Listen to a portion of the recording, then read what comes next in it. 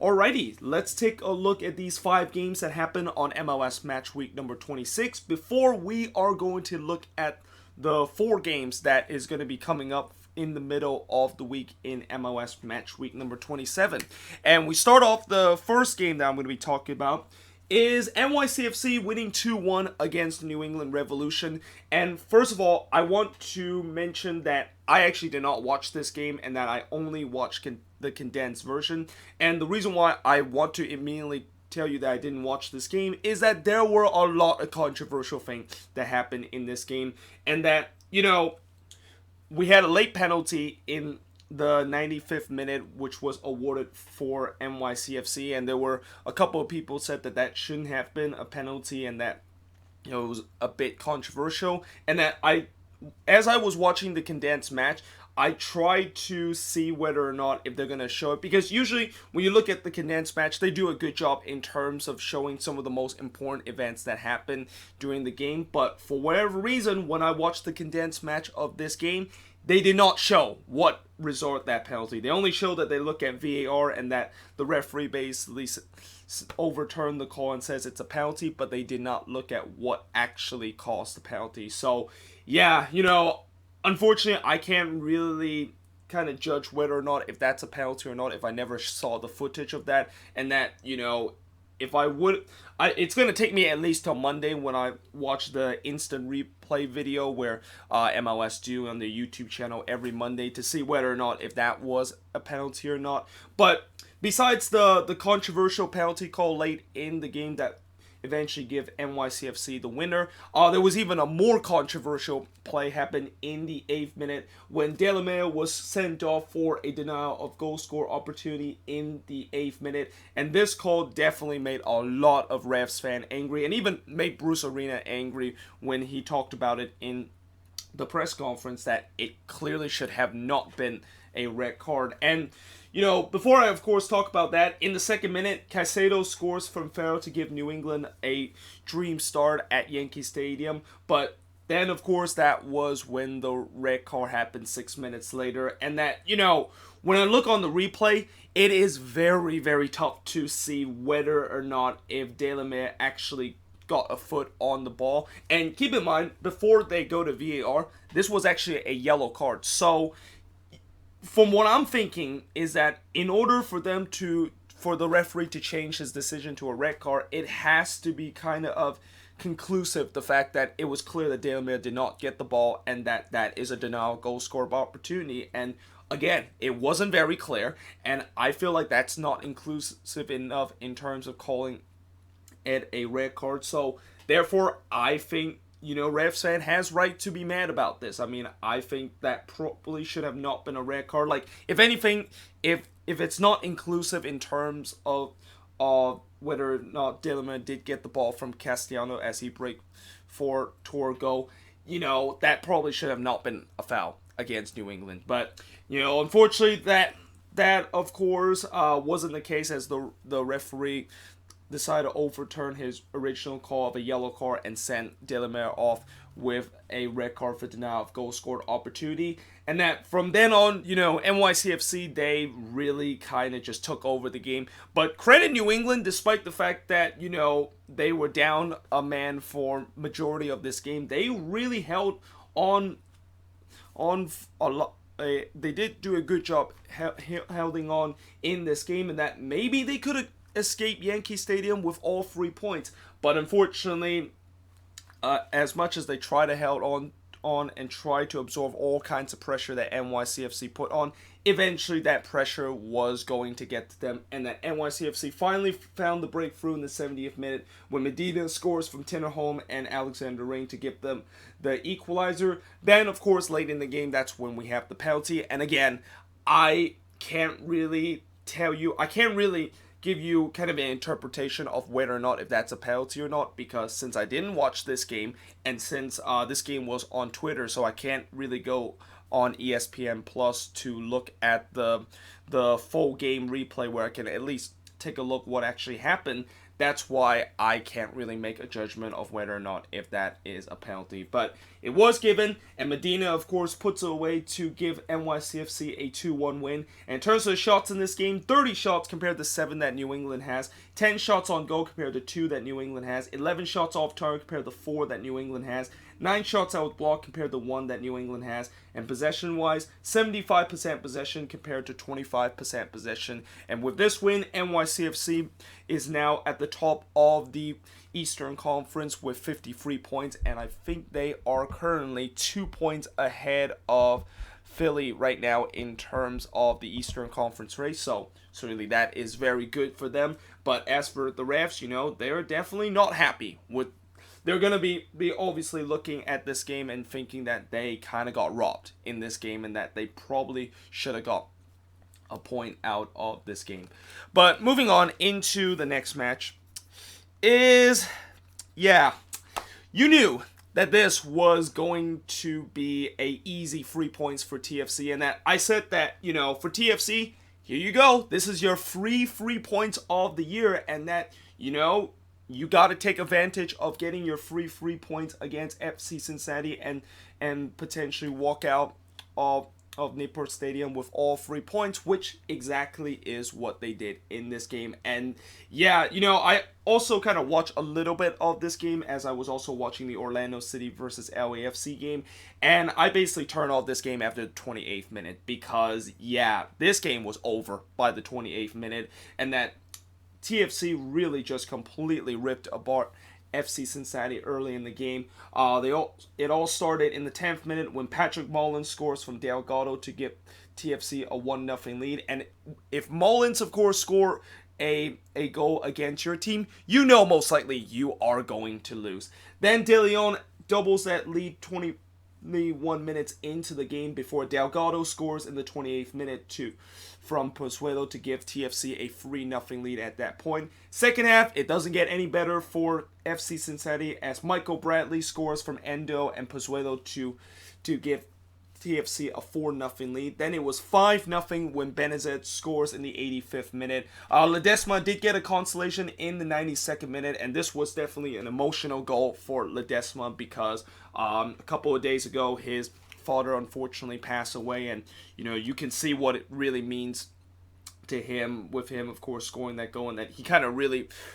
broke into tears when he scored that goal. So certainly it was a great moment for him, and certainly thoughts and prayers to him and his family that is suffering this kind of tragic thing that happened a couple of days ago. But at the end of the day, TFC was able to get all 3 points despite losing that clean sheet at the last minute. And that, the good news is for FC Cincinnati, at least you were able to get a consolation and at least give the fans something to cheer about. I mean, I really felt bad for some of those FC Cincinnati fans where, they regularly attend 10 games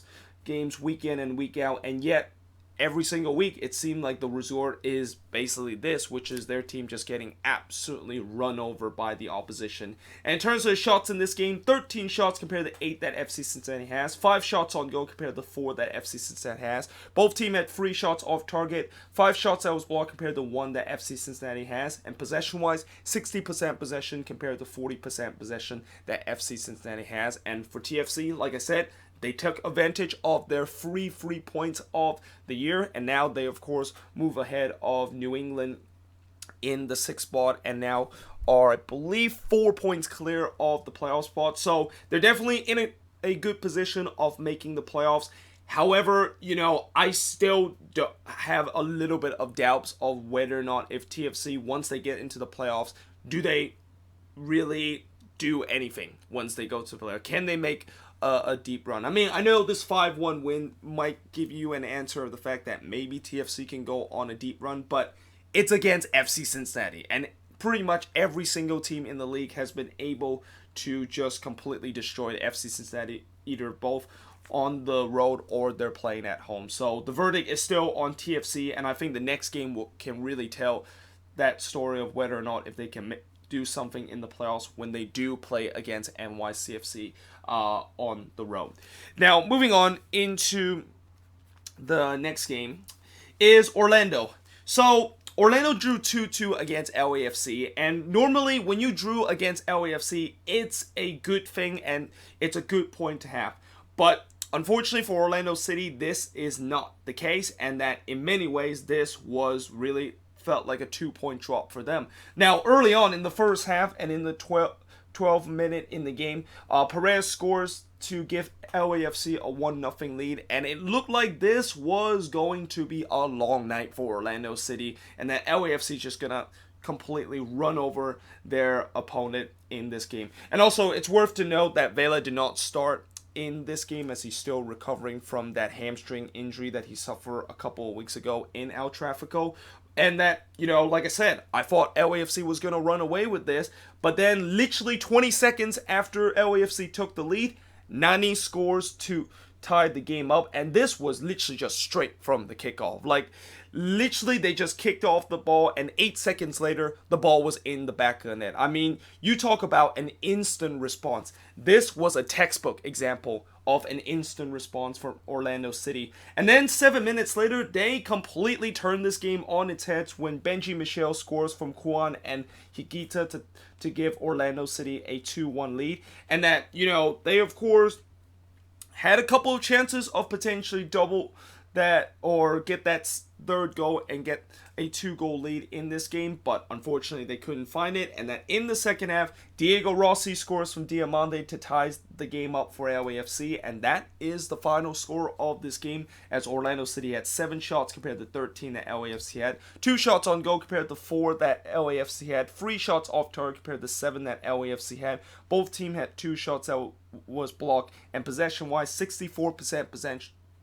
possession compared to 36% possession that Orlando City has. And like I said, for Orlando City, this really felt like 2-point drop because they had a 2-1 lead late in the game, and then if they would have held on into this game, this would have been a massive 3 points and really get them back into the playoff race. But instead, they couldn't get all 3 points, and that they could only settle for a point, and now they still find themselves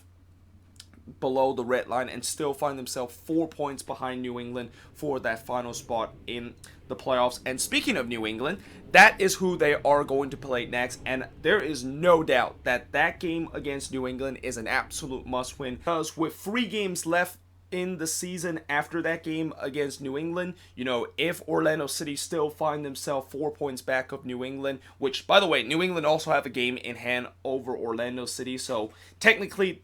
New England is 7 points ahead of Orlando City if they play the same amount of game that Orlando City has.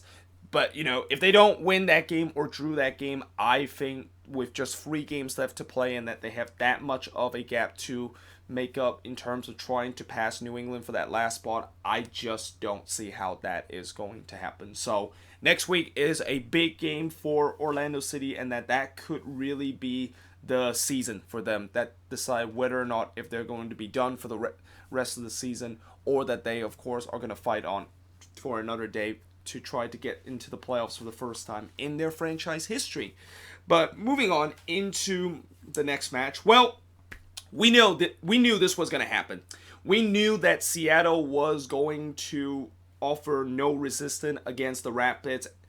because of the fact that they were basically starting their USL team. And in fact, I probably shouldn't have put Seattle in this, but instead I should have just put Tacoma Defiance against Colorado Rapids in this game, because they basically just start out their entire second string team, and the result of that is that they got absolutely battered by Colorado in this game. And while the scoreline only says 2-0, if it wasn't for the Rapids, who they weren't necessarily very clinical in this game, and the fact that Stephen Fry did make a couple of big saves. But if it wasn't for that, this could have got really ugly for the Sounders. And in the first half, like I said, Colorado was all over the Sounders in the first half, but it only took until the 41st minute when Shinishiki scores from Lewis and Nicholson to give Colorado a 1-0 lead. I don't really like the new look that Andre Shinishiki has, where he decided to not only dye his hair blonde, but he also dye his mustache blonde. And we've seen so many players in this league that decided to dye their hair blonde, which I'm not really a big fan of. But when you decided to even go extreme and dye your own mustache in blonde, yeah, that's just not a good look whatsoever, and it almost made me feel like Shinichiki is kind of a villain or something like that. But he of course gave Colorado the 1-0 lead in the 41st minute. Then eventually he doubled that lead and pretty much put this game out of reach for the Sounders when Shinichiki scores from Rosenberry and Mosqueda. And yeah, that of course was the final score of this game. And I also want to mention a couple of minutes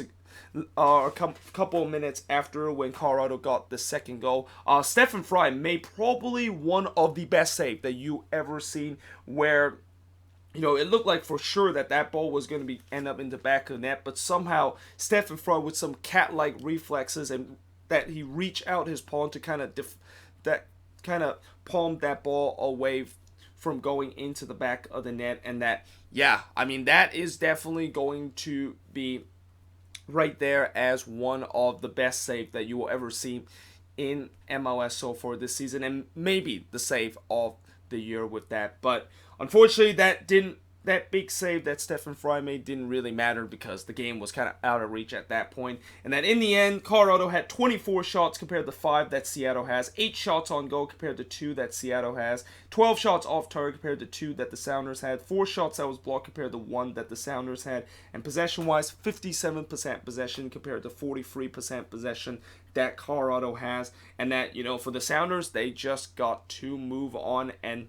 hopefully they can of course get their starting 11 back intact and get themselves in a good position of making the playoffs for the remaining of the season, because you knew that coming into this game they were probably not going to get anything, considering the fact that they didn't really had a starting 11 at all in this game. And as for Colorado, it's a good win for them, and it's now back-to-back wins for Robin Fraser. And it just also made me think that if only this team did not start the season 11 games without a win, I think this team would have been right there in the mix in terms of making the playoffs. And that, this team, heading into next season, they definitely have some optimism in terms of next season with the way that they've been playing, and that, they could definitely be a threat in the Western Conference if they can continue to play that like that, or make some acquisition in the offseason to make this team even better. But moving on into the final match of this week is the Timbers. So the Timbers got a 2-1 win against SKC, and it was a come from behind victory for the Portland Timbers as they scored 2 late goals in this game to break SKC hard in this one. But they could have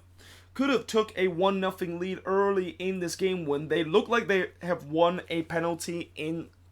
the 8th minute, but VAR of course overruled that. And what happened in this incident was when Valeri basically shoot that one toward goal, it looked like Martins actually blocked that shot off of his hand, but when they look at VAR, which, the referee, he literally spent 20 seconds looking at the VAR monitor before he come back to make his decision. He realized that it was clearly not a handball because Martins, his hand was in a natural position when he, of course, blocked that shot, and there was really nothing he could do to avoid having that ball hits his hand. So, yeah, that, of course, was not a penalty. It was overruled, and the game, of course, stays at 0-0. And that, I thought for the remaining of the first half, Portland were by far the better team. SKC did have a couple of chances of potentially get the first goal, but it just looked like Portland was going to most likely be the team to get the opening goal. And that, for the last couple of weeks, I talk about how the Timbers, they needs to be more clinical in front of goal, and yet here we are again, especially in the first half, where they just didn't show that clinical finish whatsoever. Now, in the second half, SKC probably should have scored in the 61st minute when Shallery missed an empty net to potentially give them a 1-0 lead. And originally this was a bad mistake from Steve Clark, who, he, as good as he's been in the last couple of weeks, this was really a bad mistake that he made where he wasn't able to get to the ball and it just fell right into Shallery, and all he had to do was just basically tapped it into the net, but instead, for whatever reason, he decided to go on with power, and he basically lofted that one over net. And, you know, as much as that was a shocking miss from Daniel Shaarawy, that miss kind of have summarized Daniel Shaarawy this season, which is he just cannot buy a goal right now. Like, he is just in probably the worst slump in his career, where he just cannot score a goal whatsoever. And this is also a classic example of when you have a player that hasn't scored in a long time, and even when you have like an open net like this, their confidence is very low, and they just could not able to put that one into the back of the net. Now, thankfully for SKC, they eventually did get the opening goal, and it was kind of an unorthodox way that they got the opening goal when Feilhaber scores from Shaarawy. And the reason why I say it's unorthodox is that this is kind of like one of those play where one of the players decided to cross that one into the box, but he kind of overshot that cross, but yet somehow in some way that still finds the top left corner of the net, and that is exactly what happened in this instant. I mean, you know, it was a very fortunate kind of goal for Feilhaber in this, and that there is no doubt that he didn't meant to shoot that one, and that he was trying to cross this one at the back post. But somehow, despite the fact that he overhits it, it finds in a perfect spot to basically puts it into the back of the net. And just like that, SKC had a 1-0 lead against the Timbers, and that looked like SKC was going to get a huge 3 points out of Providence Park and get themselves even in a better position in terms of trying to make the playoffs. However, that's when Portland really started to look to try to get the equalizer. But before that, both teams actually hits the post in a span of a minute, and that happened in the 71st minute when Portland, of course, hits the post. I forgot who exactly hits the post for the Timbers, but then on the other end, SKC themselves also hit the post, and that in some way that could have easily, on one hand, it looked like it could have easily been 1-1, but then on the other, it looked like it could have been a 2-0 lead for SKC. But eventually it was 1-1 when Abobasi puts it away to give the Timbers the equalizer. And then as time winding down, Fernandez scores from Valeri and Konechny to give the Timbers a winner right at the death. And yeah, that of course was the final score of this game, and really just an absolute dagger into the SKC hearts, and probably even a dagger in terms of their playoff hope, as they of course concede this late goal to drop all 3 points in this game. And in terms of the shots in this game, 18 shots compared to 10 that SKC had, 4 shots on goal compared to 5 that SKC had, 7 shots off target compared to 2 that SKC had, 7 shots that was blocked compared to 3 that SKC had, and possession-wise, 60% possession compared to 40% possession. And, you know, for SKC, as much as, you know, this is definitely an unlucky resort with the way that they concede that late goal, you know, now they really need to show their mentally toughness, that, you know, despite the fact that they dropped all 3 points in this game, they need to of course come back stronger next week in terms of trying to get a couple of wins to get into the playoffs. Because despite the fact that they did lose this game, and it was definitely a tough loss for them, they still have a shot in terms of making the playoffs, and that, you know, they're 6 points behind Dallas in terms of that final spots with 4 games left to play. But they do have a game in hand over FC Dallas, so, you know, they could have, or actually, no, it's not, they have 4 games left this season. They actually have 6 games left in this season, and that they have to make up 6 points. So, yeah, they still have a shot in terms of making the playoffs, but hopefully this heartbreaking loss will not just really just mentally broke this team, and that they pretty much just give up their hope in terms of making the playoffs. But as for Portland, big win for them to now get above the red line once again and join in that kind of log jam of a party that is the Western Conference, where 2nd through 8th place is only separated by 4 points. I mean, it is just incredibly crazy what is going on with the Western Conference. And as I'm going to be talking about the preview next after this video, I'm going to be talking about how there's going to be some big games that is going to happen in the middle of the week that involves the Western Conference, and that the Western Conference can look very different by the end of Wednesday night. But as of now, I hope you guys enjoyed this video. If you do, make sure you guys leave a like, smash that subscribe button, and yeah, I, of course, will see you guys next time. I'll see you in a bit for the preview for the midweek games.